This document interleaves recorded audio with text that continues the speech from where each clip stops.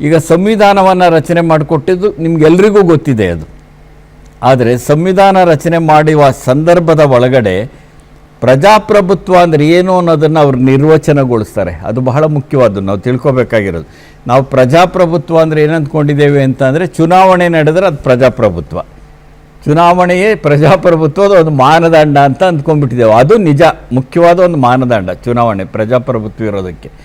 ಆದರೆ ಅದಷ್ಟೇ ಅಲ್ಲ, ಪ್ರಜಾಪ್ರಭುತ್ವದ ಪರಿಕಲ್ಪನೆಯನ್ನು ಅಂಬೇಡ್ಕರ್ ಅವರು 1949 ನವೆಂಬರ್ 25ನೇ ತಾರೀಕು ಸಂವಿಧಾನ ಸಭೆಯಲ್ಲಿ ಮಂಡಿಸ್ತಾರೆ. 26ನೇ ತಾರೀಕು ಸಂವಿಧಾನ ಸ್ವೀಕಾರವಾಗುತ್ತೆ. ಅದು ಅದ್ರ ಹಿಂದಿನ ದಿವಸ ಅವರು ಮಾತಾಡ್ತಾ ಹೇಳ್ತಾರೆ, ಪ್ರಜಾಪ್ರಭುತ್ವದಲ್ಲಿ 3 ಧಾರೆಗಳುಂಟು. ಒಂದು ಸಾಮಾಜಿಕ ಪ್ರಜಾಪ್ರಭುತ್ವ, ಇನ್ನೊಂದು ಆರ್ಥಿಕ ಪ್ರಜಾಪ್ರಭುತ್ವ, ಮತ್ತೊಂದು ರಾಜಕೀಯ ಪ್ರಜಾಪ್ರಭುತ್ವ.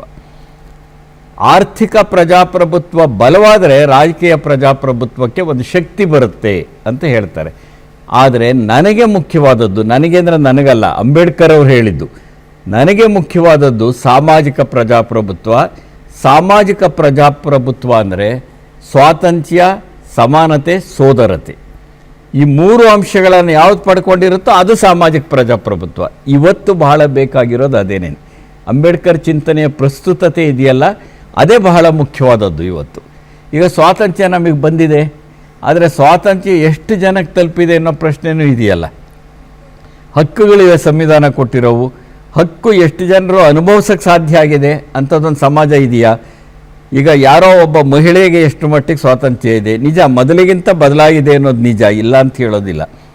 ಆದರೆ ಕೇಂದ್ರ ಸರ್ಕಾರದ ಅಂಕಿಅಂಶಗಳ ಪ್ರಕಾರನೇ ಒಂದು ದಿನಕ್ಕೆ 86 ಜನ ಮಹಿಳೆಯರ ಮೇಲೆ ಅತ್ಯಾಚಾರ ನಡೆಯುತ್ತೆ.